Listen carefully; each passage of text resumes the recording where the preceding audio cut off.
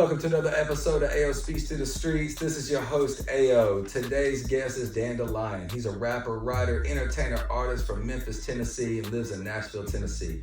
You'll know him from his hit Workin'. He's been in the studio dropping new songs. Dandelion, thank you for coming on the podcast. How you living? Man, appreciate y'all having me, man. I can't complain. Like you said, we're working, so. Working. Yeah. So what have you been up to working on? Man, right now, actually, we've been shooting a music video all day. It's only my second one to start filming the catalog, but so we're literally working on stuff like that. Videos, get some visuals go with some of this music. That's perfect. Dropping some new stuff. It's about time. I know we've been waiting on it. Oh, that's right. I want to jump straight in with you and go ahead and lock in your background a little bit and get to know you some. Tell us a little something. We know you rap, but can you play any instruments? I play a mean liquor bottle drum set. But seriously, I do play cigar box really pretty well. Cigar box guitar. Tell us about. Okay. Yeah, man, I play cigar box guitar pretty well. Okay, so still got a lot of work to do on it, but I'm starting to find my groove. Are you being serious? I can't tell if you're joking. I'll bring it next time. I want you to. We got to see this. Remember that. We want to see this. Stay tuned. Yeah. Part 2 of the interview. We're gonna do that. Okay, so growing up, playing the soapbox guitar. No, cigar box guitar. I didn't play it growing up. Okay. Yeah, but that's I'd say joking about it, I can shred that thing. But that came along later in life. That's an interesting story. I'll wheel back around. I did play the baritone growing up. I was bummed out. I asked to play the drums. They wouldn't let me. I was upset about it. I was like, Who wouldn't let you? well, teacher. The teacher wouldn't let you. Is it because you're too loud or too violent on them, or just? Could have been a lot of two things, I guess. But I mean, it was 12. Figured everyone should have a fair shot there. But yeah, they handed me the baritone. I guess that's reflecting my voice, looking back at it, hindsight 2020 now. And it worked out though as a rapper. It Hopefully. did. Yeah, because I mean, I put down the baritone. I guess I'll wrap it up. Leaving the office and sign my sheets real quick. All right, so we'll leave the cigar box guitar and go into rapping then. Who's your biggest musical influences as you were coming up that really got you into this? The first person that made me want to rap was Busta Rhymes. Yeah, Busta Rhymes made me want to rap, and then Eminem was obviously something like a big influence in guys like DMX or a lot of that kind of energy and stuff. I see your DMX shirt. That's right. Okay. Yeah. So for rapping, to be kind of that lane. Okay. Ludacris. So yeah, go very right. I get what you're saying. Yeah. A lot of East Coast action. East Coast action. Yeah, you're right about that. Would that help describe your musical style that you bring to the game? Any of these influences? So far, some of that might help with it, but there's a whole lot about to start coming together and flowing more consistently. So I mean, there's also I like a lot of rock music, jam band, Widespread Panic, the Pretty Lights. There's a lot of different genres. There's things I want to bring into it. I like the blues a lot. Yeah. So you can hear that in some instrumentation. It's the cigar box guitar. So it'd be hard to describe just yet, but it would definitely, some of those influences make some of the songs that have been put out thus far make sense. You can find them in there maybe. That's a wide range too to pull background from. This sounds good. Yeah, man. That's why I'm working on it. What got you into music then to lead you into this way? So I mean, my mom and pops always like listening to good music, a lot of different music, and my pops plays a lot of instruments and music. But also too, I always say I rap because I can't sing. I just write. I was a writer from the beginning. Mm-hmm. Poems in the school newspapers, little book contests as a kid winning them. But just moving around a good bit. Hip hop got a hold of that and just loved it. Hence I said, Busta Rhymes was my influence. That energy, I was like, man, he's moving just fast as mine is. Absolutely. So all right, this hip hop, and then it keeps getting more and more. Yeah, you know what I mean. So yeah, I was more of a writer first, but so musically, hip hop is just a solid place to land that plane, land that ship. I like that, and it fits your niche. Yeah, that was the influence everywhere I seen move around. So what then inspires you to write songs? I know how you formulated your niche in the game, but what's that? Yeah, but that'd be anything. I was working out one day and then someone's hoodie went by. I like the saying they had on their hood. I don't even know what it's from. I just jotted that down. Sure, I got it in my notes, but I will save it for another time. But then it could be a story someone is telling, or like something they say, just a key phrase that kind of sums up how they was feeling. Like, man, but a lot of us feel like that, and I just take that and start applying something that kind of flows with that, or I reflect on it. it could be random stuff, or it could be like story time. The beat just pulls something out of me, so Yeah. it changes up a lot. Walk us through. I know you said that's a story for another time, but can you choose one for right now and tell us? Walk us through that songwriting process. Like you said, one example was you saw a hoodie. What happened next? You know, how does that evolve into an actual? So these are the fun ones we'll have some new stuff on the way, but how that one's gonna go, I ain't going. I'll take that, and off the rip, just whatever the words would be on the hoodie. It's kind of just like rhyming to that, but staying in the concept of the idea.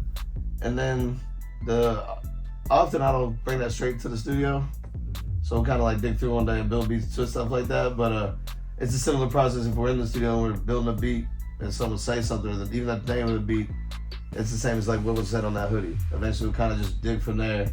Okay. So like it's different than just like telling stories. Yeah, it's organically grown. Yeah. And you kind of answered the next question. The next question was, how do you incorporate the personal experiences? And you're telling me it's because of the personal experiences is what kind of leads you into writing.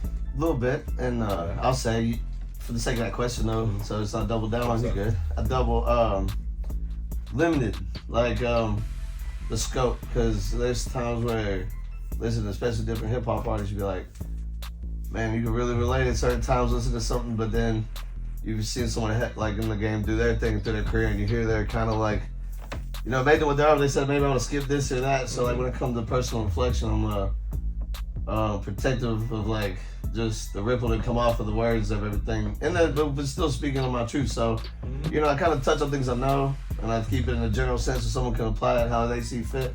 But you know, as I dig down and put more projects together, I'll share some more personal stuff in that same sense though.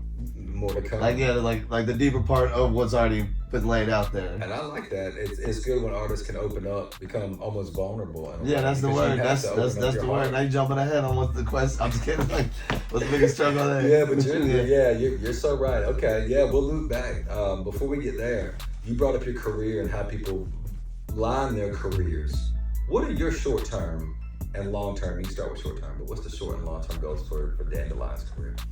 Man, the short-term goals would be just to stay consistent, get more active, like in promoting this stuff and the visuals. Luckily, got a lot of good folks helping me out, folks that got it. But also, just kind of like be more intentional with that, like keep that the stove burning a lot right now, and because we're always doing the music, that's the fun part. Like so, I guess the long and then short-term goals also do more shows, try to get some more performances under the belt. I guess like the long-term goals would be able to keep doing them short-term goals for a long time. Like that's all one and the same, really. Yeah, you said two great things. One is marketing and advertising, which is super important with promotion. The other one is exposure, which you just said is getting out there, man. And both of those do lead to a long-term. That's words, man. I like it. So where do you see yourself? I know you said continue to do that. So where do you see yourself in the music industry in the next few years? Well, I like to see myself definitely still making tunes. Hopefully got some folks who want me to come do some shows or come see some shows. So just keep, get to that point where I'm doing that, and I can see myself too. Like, I got some other ideas with the writing and music, and but also I can see myself maybe writing some songs for some people, and also mixing up a lot of different kind of like I said, all the diverse and eclectic genres that influence me in bands. Yes. Kind of like put some things together and collab with people from different worlds on that. Cause you sound very creative. Yeah. So just do some stuff like that along the way. I like this. It sounds like it's going to be a varied and creative outcome in the upcoming songs and EPs and albums you got coming up, music videos. It's going to be good. I hope so. It should be fun. I hope that's some fun. Sounds like it's going to be entertaining. Speaking of entertainment, what does your ideal audience look like when you are touring, when you are doing these shows? And you want to hear me ramble over some good music? But are you like a ride the wave kind of artist? So the more hype the crowd is, the more hype you get. Are you more of a, is that what you feed on, or do you just feed off the moment of being on stage? There's all kinds of different, I think, I've got limited stage experience. More experience than I do rap stage performances, but I don't know. I kind of bring the energy too, though. Like, they come to the show. I go to shows sometimes. I'm like, man, I'm glad these folks are doing that, because it might take half the concert before you can let them shoulders down and get your hands up. Like, I don't know what I've been holding on to. I'm glad they're doing that today. That's their job. So I'm gonna try to do that job for someone else that come to the show. And so really, whatever they're on, because like I can be at a show and low key be kind of quiet, be in my zone, having the best time ever. I can be dancing around, my eyes closed, be like, sure, he's gonna fall down, but no. So whoever wants to come listen, and you bring your Those own are wave, vibes. is what you're saying, man. Yeah, I it guess really so. don't matter how the vibe is, that you're gonna bring a wave for your performance every time. cause you can stay or go. So those of here, we have a good time. Try to. All right. We gotta cry out. You want to skip the ball? You get the yellow go. Can you give us an example? Describe a favorite live performance maybe you can think of. Mine? Yeah, what's a favorite live performance where it really kind of exemplifies? I got one for you. All right. Man, my sister's graduation, she was telling her friends, that was her medical school graduation, she was telling her friends, I told her, my brother's a good time. And I was like, oh, I was gonna tell you, keep it nice, you killed me, everybody. So we were at a bar after the ceremonies, festivities, and they're doing karaoke. I don't always karaoke. I got one song. I'll assist somebody if I'm calling from the bullpen, but I got one go-to, and it's Party Up by DMX. And the crowd pleaser. yeah, years before, I had two friends in an empty Miss Kelly's National empty one night. They said, "Let's time." So I did it. So anyway, long line. My sister said, "Let's hype it up." I was like, I went to the DJs. It'll take a while. So I had $50 for the cost, but I was like, man, I just want to do one song real quick and tell to my sister. So I get up there. He asked me to skip the line. I hit the song. I start going. Now I'm getting it pretty hype on this. Well, I look over, my sister's now on the stage with the mic. The crowd's got their hands going up. We're just doing karaoke now. People are getting their hands going wild. My brother's on the stage. Now, yeah. I got my brother and sister as my hype man, hype woman, and performing DMX. I'm talking about, I got a video for you I'll show you after. I'm talking about, I get so lit to it. I pause my hat in this crowd. It makes its way back to me. I mean, that was by far my favorite live performance, bro. I had my brother and sister on stage rocking. We had a time. It was a family moment, and it just grew. It did. Like that a lot. Yeah, that's hard. So when you go up there, because you just gave a good example, some people deal with stage fright or maybe performance anxiety in life, and you talked about you just walked up there and rocked the crowd, at a birthday party or at a graduation party. Yeah. Do you deal with that? And how do you handle that? The stage fright or anxiety? I mean, in a way, there's really no handling. You do just deal with it. Like it's like anything, growing up comfortable hooping or whatever. But before the tip off, before you get the ball in your hands, you got the butterflies. You've done this many times. You're cold. But as soon as you get the ball, everything calm down. So you try to manage it up to the moment. Mm-hmm. But it's coming. You're gonna feel it if you really love it. You about to see what it is. So that's true. But you're gonna do it anyway. So I mean, there's no one way to get over it except just accept it. So just really how you feeling it. Would you say that you use it then? Would you say it charges you up and you can hone it kind of to use it? Well, we try to hone it. Like get away from it sometimes. Yeah, I agree with you. I'm listening to you, but I agree with you. Yeah, there's all kind of ways, but yeah, ultimately it's just gonna be there. So whatever makes you feel like yourself is like what's gonna work up there. I agree, true. That's so true. So when you're up there, you got the anxiety, but you're using it as a power. You got your live performance going. How do you engage with the audience? How are you gonna bring them in? That's something I'm excited to get back out and perform again for, because I was getting so used to this past year I did a couple performances thanks to some folks that put like the East Nashville. They did some shows at the Skydeck this past year or the year before. So getting used to maybe performing on a backtrack and focus on the things.